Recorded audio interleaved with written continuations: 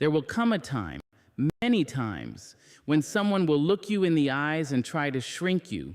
They'll twist your words, ignore your kindness, laugh at your dreams, and walk away just when you needed them most. And in that moment, when pain wraps around your chest and your pride urges you to react, to shout, to prove your worth, you must do something far more powerful. You must remain still, because stillness in the storm is the language of power, because your reaction is their reward. Stay with me through this message, not just to learn how to carry yourself when others mishandle you, but to remember that your strength is sacred, and it should never be thrown away in reaction to someone else's weakness. When someone wounds you, whether with words, actions, or silence, the first instinct is to react, to clap back, to defend yourself, to match their tone with yours. But pause here, because every reaction you offer is not just a moment, it's a transaction. Your reaction is a currency. And just like money, it can be spent on what elevates you or wasted on what drains you. When someone tries to hurt you, what they really want is to control your emotional wallet. They want to spend your peace, your dignity, and your focus on their chaos. That is why you must protect your reaction like you protect your most sacred treasure. Think about how costly one reaction can be. One angry response can wreck a friendship. One moment of shouting can stain your integrity. One public outburst can strip months of growth down to the bone. Not because you were wrong for feeling hurt, but because you let the wound drive your voice instead of your wisdom. You become bankrupt, not because of what they did, but because you handed over your power in exchange for a temporary release. The illusion is that reacting will fix it, that if you shout loud enough, they'll hear you, that if you mirror their pain, they'll feel your worth. But real power never begs to be understood. It simply is. And here's the truth most people won't tell you. The person who hurt you already knows they hurt you. That was the intent. That was the aim. They saw your light and threw a shadow at it, but when you react, you don't stop their harm. You fuel it. You tell them, you matter enough to shift my energy. You give them space in your mind, time in your day, and weight on your heart. You hand them the remote control to your peace, and they don't even have to ask for it. So the question is, are they really worth that much of you? Silence is not surrender. Choosing not to react isn't weakness, it's wisdom. It's realizing that some battles are traps, not tests, that some insults are invitations to levels beneath you. And you don't rise by stepping down, you rise by knowing when to walk away, by learning to say, I will not pay for your pain with my energy. That is not cold, that is clarity, that is emotional intelligence dressed in discipline. Because there's a difference between a powerful voice and a loud noise, and often reacting out of pain makes you the latter. You don't owe anyone a performance of your pain. You don't have to prove your hurt to be valid. You don't have to scream your boundaries for them to be real. Quiet confidence says, I saw what you did, but I choose not to engage with it. It's a form of self-respect, the kind that doesn't seek approval because it already knows its worth. And that kind of control, that level of grace, it's more unsettling to the one who tried to hurt you than any comeback could ever be. This doesn't mean you suppress your feelings. It means you process them where they can't be weaponized. You speak your truth to people who earn the right to hear it, not to the ones who only want to twist it. You protect your peace by not exposing it to those who seek to disturb it. Your reaction should be intentional, not impulsive, rooted in purpose, not provoked by pain. Every moment you don't react is a moment you invest in yourself. You reclaim your time. You build your character. You reinforce your boundaries. You create space for healing instead of havoc. And soon, you start to see that your energy is too expensive to be spent on anyone who doesn't value it. You begin to save your reaction for what truly matters: your purpose, your passion, your future. So let them talk, let them twist, let them try. Your silence will speak louder than any defense. Your peace will rattle them more than your words. And your growth, witnessed in your non-reaction, will do what arguments never could. It will show that you've elevated far beyond the reach of their chaos. You don't fight fire with fire. You starve it. And sometimes the most radical, revolutionary thing you can do when someone tries to hurt you is nothing at all. Not because you're scared, but because you're free. There is a sound to silence, but only the wise know how to hear it. It's the sound of restraint, of dignity folding itself into calm. Silence is not the absence of voice, it's the presence of understanding.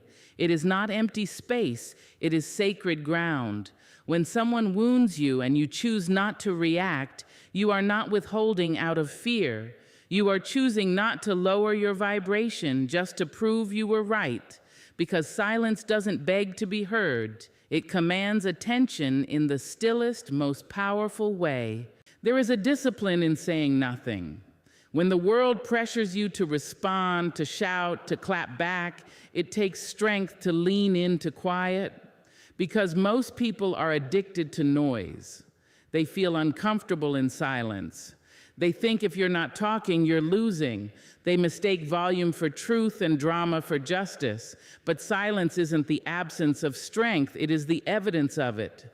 It is what remains when you've outgrown the need to prove yourself in places that cannot hear you anyway. When someone disrespects you, when they lie, when they betray you, your first instinct may be to correct them, to defend yourself, to set the record straight. But silence steps in and asks, what would it cost me to explain myself to someone already committed to misunderstanding me? That is the beauty of wisdom. It pauses, it listens, it reads the room and sees through the surface, and then it responds, not with noise, but with stillness. You'll find that people are most unnerved when they cannot provoke you, when they try to drag you into chaos and you don't move, when they throw insults and you don't flinch, when they try to stain your name and you just keep rising. It confuses them, it frustrates them, and in that confusion, something happens. They reveal more of who they are, while you reveal more of what they can never touch. Silence is also space, a space between the wound and the reaction. In that space, you have room to breathe, to reflect, to gather your power instead of leaking it. If you speak too quickly, you often speak from the wound. But when you sit in silence, you give the wound time to clot, to close, to heal. Silence teaches you to respond, not react. It teaches you to observe, not absorb. And silence is not always passive. It can be strategic. There are times when silence shouts louder than any scream, when your lack of response says everything that words cannot, when your absence in a room speaks more boldly than your presence would have. Sometimes silence is the boundary. Sometimes it is the lesson. Sometimes it is the ending. But always it is a mirror, one that reflects the emotional maturity of the one who holds it. You don't need to explain your silence to people who tried to wound you. You don't owe anyone a performance of your pain. If someone's behavior demanded your silence, let it be. Let them sit with the echo of your absence. Let them wonder what you're thinking. Let them replay their own actions in their mind, because silence has a way of turning the spotlight inward. It forces people to hear the sound of their own choices, loud and unfiltered. Silence is also the language of those who are deeply connected to their peace. When you've tasted peace, when you've fought for it, when you've cried and bled and prayed your way into wholeness, you become protective of it. You don't let just anyone have access to disturb it. You realize that not every insult deserves your voice. Not every offense earns your reply. Some things are beneath you, not because you're arrogant, but because you've worked too hard to go backwards. And so, silence becomes your shield, not to hide behind, but to stand in, a place where your mind stays clear, your soul stays clean, and your dignity stays intact. In silence, you learn to carry your truth quietly, to hold your head high without raising your voice, to speak with your energy, your movement, your peace, because silence is not weakness, it is elegance, it is restraint, it is wisdom wrapped in patience, it is the music only the evolved can hear. And when you master the art of silence, not just keeping quiet, but keeping centered, you no longer need to convince anyone of your worth. You simply live it. And that says everything. There is a quiet kind of power that lives inside those who know their worth. It doesn't shout, it doesn't seek a stage, it doesn't ask for applause, it simply is. In a world obsessed with validation, attention, and external approval, it is radical to move like you are enough, even when no one is watching. But that is the kind of worth that cannot be shaken, because true worth doesn't need witnesses. It stands whether it is seen, celebrated, or completely overlooked. Too often, people chase acknowledgement like it's oxygen.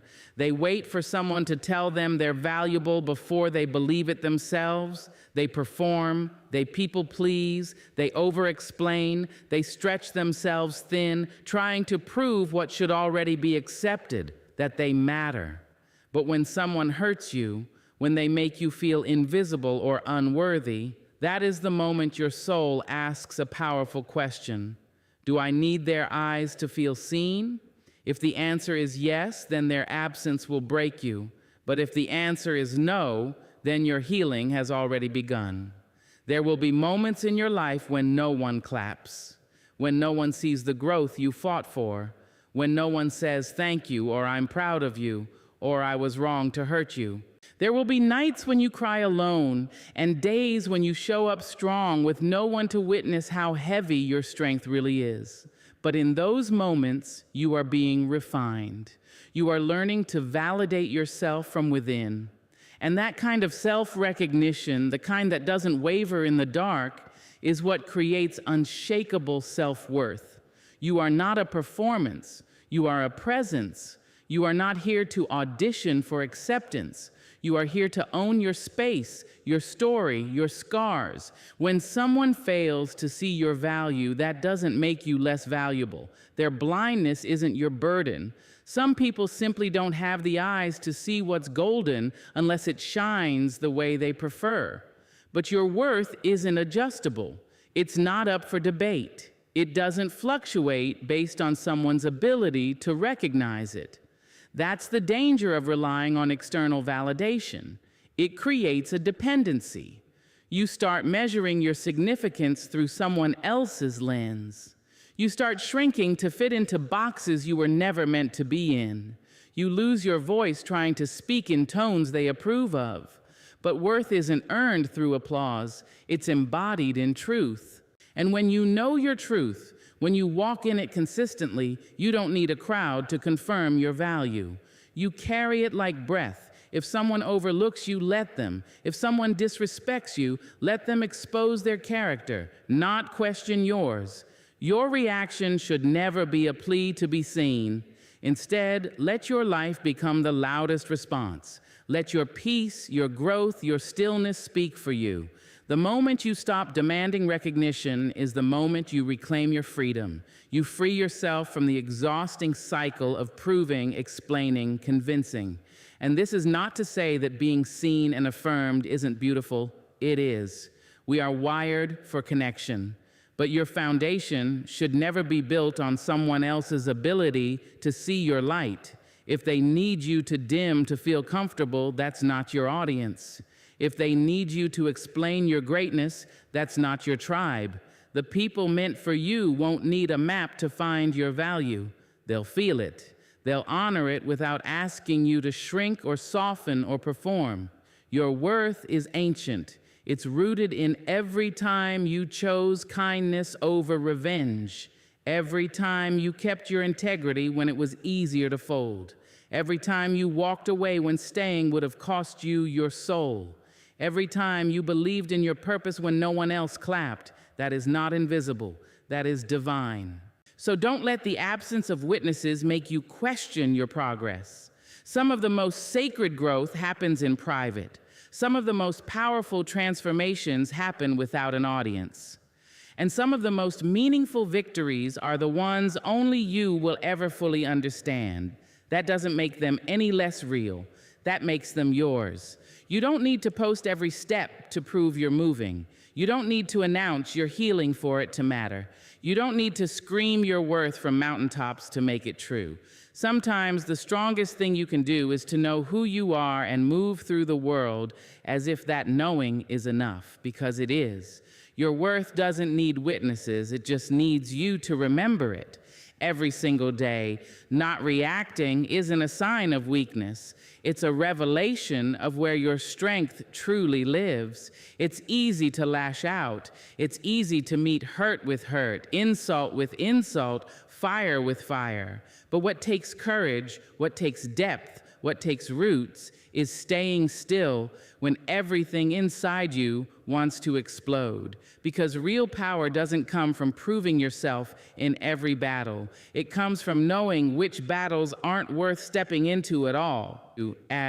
When someone tries to provoke you, they're not always seeking truth or resolution. Often they're seeking control. And the moment you react on their terms, you surrender your ground. But when you hold your peace, you remain anchored in something greater than their chaos. That is what being rooted means, standing firm in who you are, regardless of how the storm tries to shake you. Picture a tree in a storm. The wind thrashes its leaves, rain pounds its branches, but the tree doesn't panic. It bends, it sways, it holds, it doesn't shout back at the wind or chase the rain. It simply stands because it knows where its strength comes from. Not from the noise above, but from the depth below. That is you, when you choose not to react. There is a profound difference between being passive and being grounded. Passivity is rooted in fear, in avoidance, in surrendering to whatever happens. But being rooted, being deeply anchored in your self-worth, your values, your purpose, that is a deliberate, conscious choice. It means you've done the work to know who you are, and that knowing allows you to be unmoved by what doesn't deserve your energy. People will test you. They will mistake your calm for cowardice. They will push your buttons just to see if you bleed. But every time you don't respond, every time you rise above, you teach them something without saying a word. You are not theirs to control. You are not obligated to dance to the rhythm of their dysfunction. Your peace is not for rent. Being rooted means your identity isn't up for debate. You no longer feel the need to explain yourself to those who've already decided not to understand you. You don't chase closure from people who thrive on confusion. You don't react to people who throw shade. You just keep growing. That's not weakness, that's evolution, and it is one of the most powerful forms of maturity. It's in your rootedness that you gain clarity. You start to see what's really being said beneath the surface of someone's words. You begin to hear the insecurity hiding behind their anger. You feel the desperation behind their manipulation. You recognize the emptiness inside the person trying to fill it with conflict, and you realize this is not about me, this is about them. That understanding becomes a shield. A rooted soul sees the pain in others without making it their own. There's also something beautifully quiet about not reacting. It sends a message without using volume. It says, I choose me. It says, I have nothing to prove. It says, you do not get to pull me into your chaos just because you're uncomfortable in my calm. People who live in disorder will often feel threatened by your peace because it reflects everything they have not yet faced within themselves. But your job is not to shrink to make them comfortable. Your job is to remain rooted no matter how loudly they try to shake you. And being rooted doesn't mean you don't feel. It doesn't mean the hurt doesn't sting or the betrayal doesn't burn. What it means is that you've cultivated enough internal strength to sit with the discomfort without letting it drive your behavior. You can acknowledge your emotions without being consumed by them. That level of emotional regulation is not easy, but it's the soil where your peace grows. This world will try to teach you that loudness is power, that reaction is strength, that standing your ground means always speaking your mind. But real strength often comes quietly. It walks away when others would fight. It chooses silence when others would scream. It says no without explanation. It guards its energy like a temple. That kind of strength isn't always applauded, but it is deeply respected, often in hindsight. So when you feel the heat rising in your chest, when the words are burning on your tongue, when the urge to react feels like a wave, you breathe, you ground yourself. You remember that your energy is sacred, that not everything deserves a response, that being rooted isn't a lack of power, it's the highest expression of it. You stand like the tree in the storm, strong and unshaken, not because the storm isn't real, but because you are. There is a moment right after someone hurts you when your pride aches to respond. It wants to defend, to retaliate, to make sure they know they didn't get away with it. And yet there is a greater power in restraint than in reaction, because sometimes the best thing you can do isn't to speak back, but to step back, not to reveal them with your rage, but to let them expose themselves through their own choices. Let their actions be the story, not your reaction. Let them show who they are while you show who you refuse to become. People tell you who they are all the time, not with their words, but with their consistency, with how they treat you when they no longer need something, with how they speak about others behind closed doors, with how they disappear when you're low and return when you're rising. You don't need to announce the betrayal. You don't need to dramatize the disrespect. They've already written it in their behavior. All you need to do is not interrupt the truth with your reaction. Sometimes when someone offends you, your silence is not submission, it's strategy. Let them talk, let them twist, let them try to rewrite the narrative. Your job is not to correct every lie. Your job is to live a life that makes the truth undeniable. Because when you react, especially in anger or desperation, you hand them your character and trust them to handle it. And people who hurt you rarely hold anything with care. Your reaction can blur the lines. Suddenly it becomes about how loud you were, how harsh you sounded, how emotional you became. And in that noise, the focus shifts from what they did to how you responded. But when you remain still, when you keep your dignity while they lose theirs, you allow their actions to remain center stage. You don't let your emotions take the blame for someone else's broken behavior.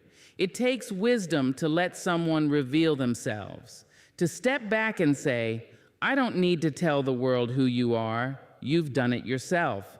It takes emotional maturity to say, I see you clearly, and I will not argue with what has already been proven.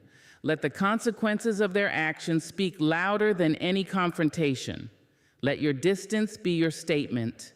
Let your peace be your rebuttal. There is a quiet confidence in trusting that truth always surfaces, maybe not today, maybe not in front of everyone, but eventually actions echo louder than words, and truth travels further than lies. You do not need to get dirty trying to expose someone. You do not need to sacrifice your grace to highlight their guilt.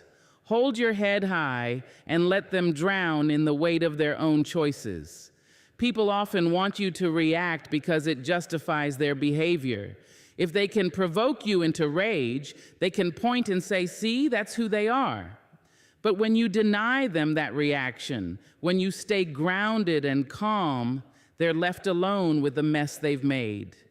And that silence, your unbothered presence, forces them to face what they've done without a scapegoat. Don't forget, your energy is a mirror. When you reflect back chaos, it multiplies. But when you remain still, calm, untouchable, it confuses the one who caused the damage. They can't feed off you anymore. They can't control you with emotion. You've taken back your power without ever raising your voice. That is strength, that is self-mastery. Letting someone's actions speak doesn't mean you pretend it didn't hurt. It doesn't mean you become passive. It means you redirect your energy where it can actually bring healing within yourself. Let them carry the weight of what they've done while you focus on restoring the parts of you that were bruised but not broken. You're not excusing them, you're choosing you. It's a discipline, this kind of silence. It's not about pretending, it's about protecting. It's about deciding that you won't bleed for someone who isn't willing to clean up their own mess. You will not give more power to someone who already misused the bit they had. So you walk away, quietly, calmly, and you let your growth speak the words your mouth doesn't have to. You are not what they did to you. You are not how you were treated. You are what you choose to become in the aftermath.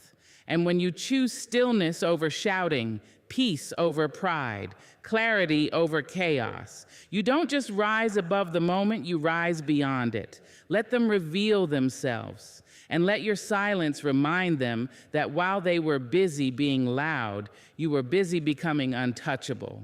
Peace is not something you stumble upon by accident. It is not handed to you after the pain is over. It is not gifted once the world becomes kind or fair. Peace is a prize, but only for those who choose it, deliberately, daily, sometimes even in defiance of everything around them. It is a decision made not in ease, but in chaos. It is a choice whispered through clenched teeth, through trembling hands, through broken moments. And that choice changes everything. There is a difference between quiet and peace. The world might be silent, but that doesn't mean your soul is calm. Real peace is not the absence of noise. It's the presence of alignment. It's when your heart, your mind, and your actions are no longer at war. It's when you stop trying to win battles that cost you your spirit. When you no longer feel the need to convince, correct, or carry people who continually drain you. It's not that you don't care anymore. It's that you care deeply about what matters most, your own wellness, your boundaries, your future. To choose peace is to protect your inner world like sacred ground. You begin to build walls, not to keep love out, but to keep chaos from walking in uninvited. You stop entertaining every conflict. You stop explaining yourself to those who have no intention of understanding. You learn that not everything requires your opinion, your reaction, or your attendance. Peace teaches you the art of absence. It reminds you that your energy is not endless, and you must spend it wisely. This choice, this turning toward peace, often means walking away from what is familiar. It might mean distancing yourself from people you once begged to stay close. It might mean letting go of arguments you could easily win because you finally realize that the win isn't worth the war. It might mean being misunderstood, judged, or talked about, but when peace is your priority, your ego must take a back seat. You no longer fight to be right, you fight to be whole. There is a kind of courage in not responding, in letting someone else's noise echo into the silence you've created, in refusing to match the energy that was sent to disturb your spirit. And the beautiful thing is, the more you choose peace, the more you begin to crave it. You become allergic to unnecessary drama. You start to recognize that tension, stress, and conflict are no longer normal. They are intrusions. You become intentional with your time, your space, your conversations. You leave places early, you say no more often, and you no longer apologize for protecting your calm. Peace doesn't mean your life is perfect or pain-free. It doesn't mean you walk through the world untouched by hardship. It means that even in the middle of the storm, you are not the storm. It means you've built a shelter within yourself, a place where fear doesn't rule and anger doesn't erupt. It means that when people try to provoke you, they find no entry. When life presses in, you breathe instead of break. Choosing peace doesn't always feel rewarding in the moment. Sometimes it's lonely. Sometimes it's misunderstood. The world often praises hustle, noise, confrontation, but rarely honors restraint. But you don't choose peace for praise. You choose it for freedom. You choose it because you are tired of being pulled in every direction by things that do not feed you. You choose it because you want to live, not just exist, because you know what it feels like to be at war within yourself and you're not willing to go back. And once you have truly tasted peace, not just a quiet night, but a quiet mind, you start to protect it like the treasure it is. You stop returning to conversations that leave you drained. You don't argue with people committed to misunderstanding you. You don't chase closure from those who run from accountability. You simply choose peace again and again. Not because it's always easy, but because it's always worth it. Peace is the reward of those who understand that not every fire deserves their fuel. It belongs to those who can sit in the middle of chaos and not let it enter their soul. It's not about the world calming down, it's about you rising above it. And when you choose peace, truly choose it, you stop surviving and start living. You begin to hear your own voice again. You begin to rest. You begin to bloom. Peace is not passive. It is a power move, a revolution, a quiet declaration that your life belongs to you now, not to pain, not to conflict, not to other people's opinions. And in that decision, something sacred happens. You become unstoppable, not because you fight, but because you no longer have to. So the next time someone tries to dim your light, remember, you are not a flame. They cannot blow you out. You are the sun, and the sun does not react. It simply rises every single day. Protect your peace, master your stillness, and never let someone's chaos turn you into a storm.